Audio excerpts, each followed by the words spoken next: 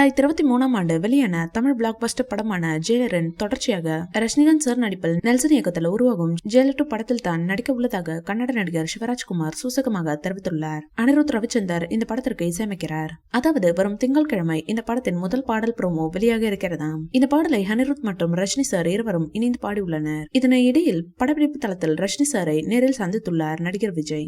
இவருடைய படப்பிடிப்பும் ஒரே இடத்தில் தான் நடைபெற்று வருகிறதாம். அதனால் தான் தளபதியை சந்தித்துள்ளார். அந்த வீடியோ கூலி மற்றும் ஜனநாயகன் படத்தின் இறுதியில் போட இருக்கிறார்களாம். ஜெயிலர் 2 படப்பிடிப்புக்கு பிறகு 3 மாதம் ரஜினி சார் ரெஸ்ட் எடுக்க உள்ளாராம். இந்த 3 மாத இடைவெளியில் தனது சுயசரிதையை எழுத இருப்பதாகவும் கூறப்படுகிறது. எனவே ஜெயிலர் 2க்கு பிறகு எந்த இயக்குனருடன் இணைவார் என்ற தகவலும் வெளியாகவில்லை. தனது உடல்நிலையை கருத்தில் கொண்டு அதன் பிறகுதான் எந்த முடிவையும் எடுப்பார் என்று கூறப்படுகிறது.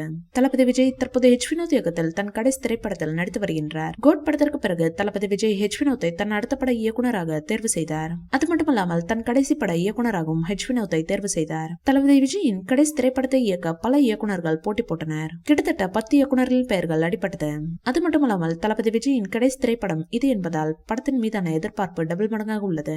இந்நிலையில் சில தினங்களுக்கு முன்பு இப்படத்தின் டைட்டில் போஸ்டர் வெளியானது. இப்படத்திற்கு ஜனநாயகன் என பெயர் வைக்கப்பட்டுள்ளது.